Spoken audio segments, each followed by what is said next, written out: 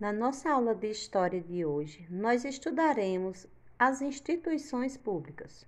Muita atenção na explicação. Nós estudaremos as principais instituições públicas presentes no município, como vocês podem ver aí na tela, e veremos também como o município se organiza para manter o seu bom funcionamento. Vamos começar? Para nós compreendermos como o município se organiza hoje, é importante nós entendermos um pouquinho da história da humanidade, de uma forma bem breve. Lá no início da humanidade, há milhares e milhares de anos atrás, o homem era nômade. E o que isso quer dizer? Quer dizer que eles ficavam em um lugar enquanto houvesse comida. Quando eu falo em homem, eu me refiro a homem, mulher, a humanidade de uma forma geral. Então, lá no início da humanidade, o homem era nômade, ou seja, ficava em um determinado lugar até quando houvesse comida ali. Caçava, pescava, colhia frutos. Enquanto houvesse comida naquele local, o homem permanecia ali. Porém, chegava um momento que a comida daquela região onde esse homem estava fixo, onde a humanidade, onde aquela tribo estava fixa, acabava.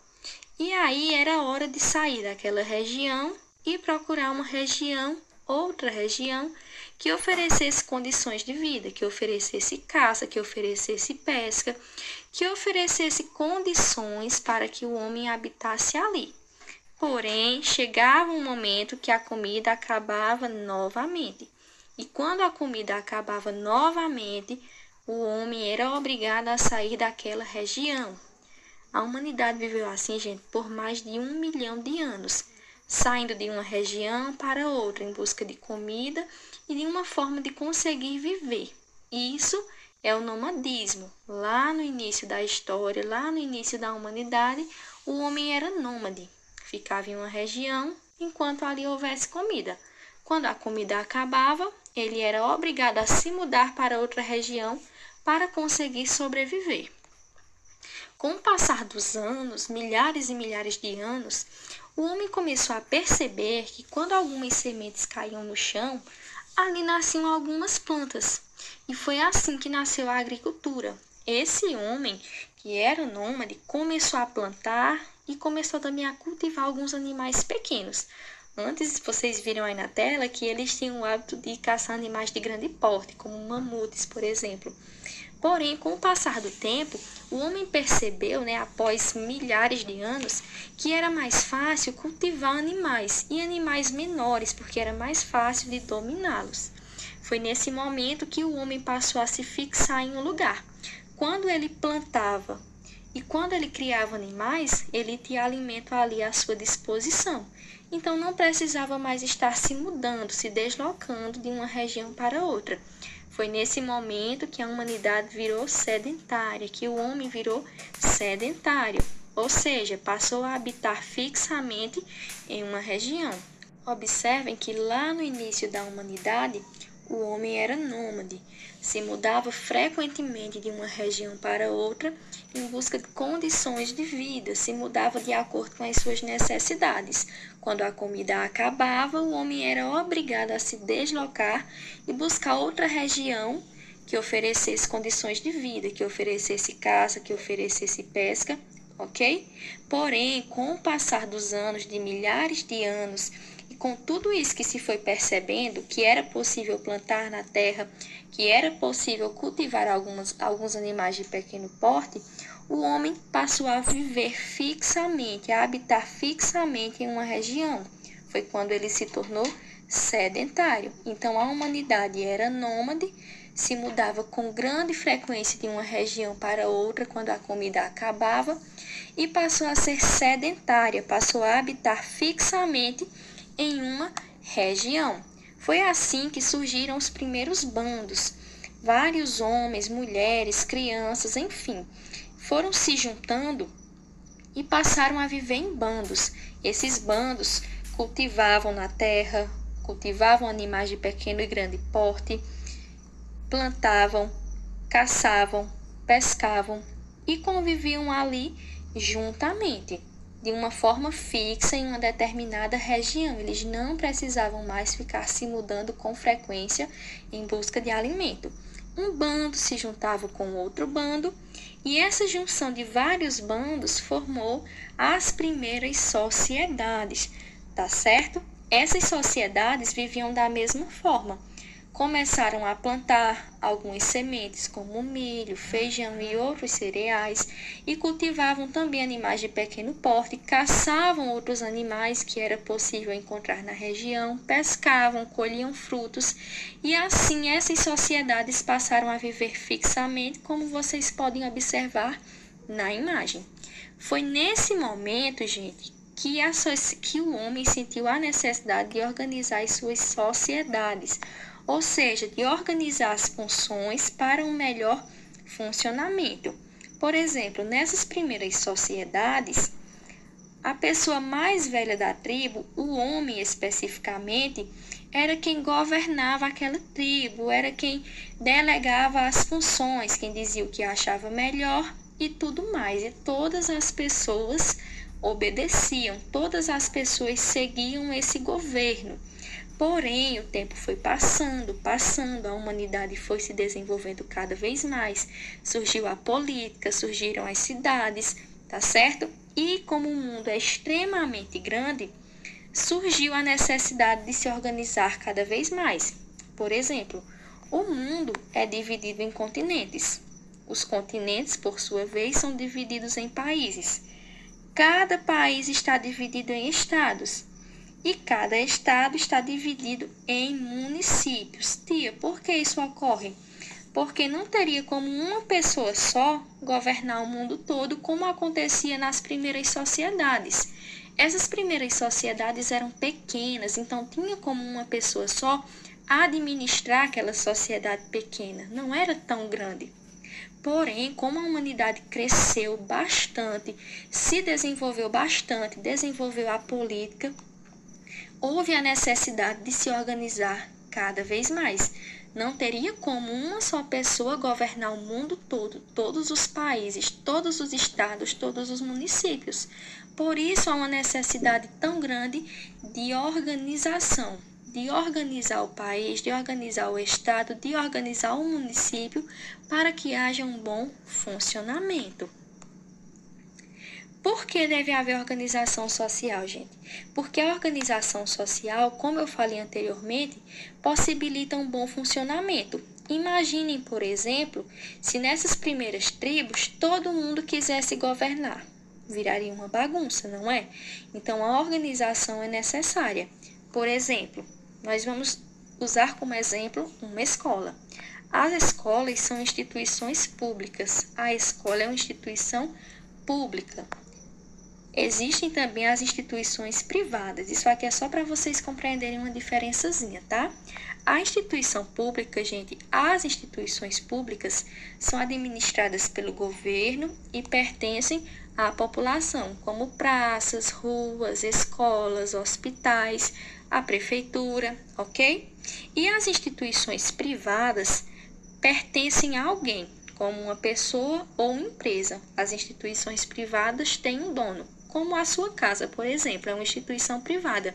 Seus pais são donos dela, tá certo? Algumas escolas também são privadas, tá? Inclusive, é necessário pagar para estudar em escolas privadas. Porém, aqui nós estamos utilizando essa escola pública como exemplo de instituição pública, tá? Vamos pegar a escola. A escola é uma instituição que pode ser pública e pode ser privada. A nossa escola, por exemplo, é pública, tá bom?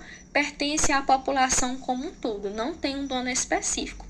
A escola tem diversos funcionários. Tem a secretária ou secretário, tem a diretora ou diretor, tem os professores, tem o porteiro, tem a bibliotecária, enfim, há uma infinidade de funcionários que trabalham na escola. Cada um desses funcionários tem uma função. O diretor coordena ali a escola como um todo. Os professores dão aula. A escola se organiza dessa forma para que haja um bom funcionamento. Imaginem aí se todos os funcionários da escola quisessem dar aula. Ou se todos os funcionários da escola quisessem ser bibliotecários. Haveria organização? Não. Não teria como a escola ter um bom funcionamento se não houvesse organização. Ou seja, cada funcionário tem uma função específica na escola para manter o bom funcionamento dela. E assim ocorre nos municípios, nos países, nos estados, no mundo de uma forma geral. Porém, o foco da nossa aula de hoje será nos municípios. Nós vamos conhecer as principais instituições do município e a função de cada uma. Começaremos pela prefeitura. Nós temos aqui a imagem de uma prefeitura. Vamos começar conhecendo essa instituição pública.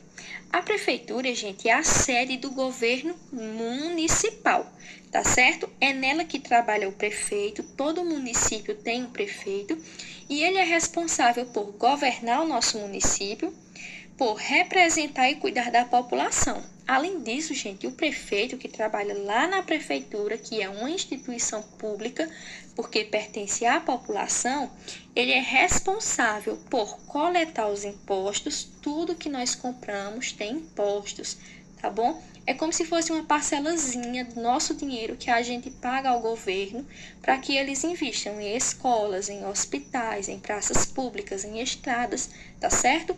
Então, o prefeito, ele é responsável por coletar esses impostos e por aplicar esses impostos, tá bom? Por construir praças, por manter as praças bem organizadas, por construir ruas, por calçar algumas ruas, enfim. O prefeito é responsável por cuidar da população de uma forma geral. Além disso, o prefeito é responsável por ofertar uma educação de qualidade, uma saúde de qualidade e todos os meios que possibilitem uma vida melhor à população do município, tá? Não tem como o prefeito cuidar do município sozinho. Isso é praticamente impossível. Sendo assim, o prefeito nomeia alguns secretários municipais, como o secretário de saúde, secretário de educação, secretário de cultura e muitos outros, como o secretário de finanças, tá certo? De assistência social, ajudam o prefeito de uma certa forma no governo e no bom funcionamento do município, tá bom? A terceira instituição que nós vamos ver é a Câmara de Vereadores. A Câmara de Vereadores, gente, é a sede onde trabalham os vereadores do município, tá certo? Os vereadores do município têm diversas funções, porém nós vamos ver aqui as três principais. A primeira, elaborar leis de interesse da população. A segunda, representar a população. Os vereadores, eles são os nossos representantes. São eles, por exemplo, que devem levar os nossos interesses, o interesse da população como um todo, até o prefeito. Os vereadores nos representam lá na Câmara dos Vereadores. E o terceiro ponto, a terceira obrigação é fiscalizar o trabalho do prefeito. Fiscalizar, ver se o prefeito está cuidando direitinho da população, se o dinheiro está sendo bem aplicado, enfim. Essas são as três principais funções dos vereadores, que trabalham lá na Câmara dos Vereadores, que também é uma instituição pública, tá bom? E vamos ver agora a delegacia. A delegacia é uma unidade policial que fica ali no município, pronta para o atendimento da população, tá certo? A função da delegacia, juntamente com o seu delegado, é prender os meliantes. Meliante é quem pratica algum crime. Como nós moramos em uma cidade pequena, não é tão comum ver crimes de grande porte. Mas alguma confusão que haja ali na rua, por exemplo, algum acidente, é função da delegacia, juntamente com o seu delegado, tentar apaziguar a situação ou apenas investigá-la, se for necessário no momento, tá bom? Nós vimos aqui o delegado e a principal função do delegado é atender as pessoas que procuram a delegacia, tá certo? São responsáveis pela nossa segurança, enquanto habitantes do município. Claro que todo município tem mais instituições, porém essas instituições são as principais. É assim que os municípios se organizam para manter o seu bom funcionamento. Cada instituição pública do município é responsável por cuidar de certa forma da população.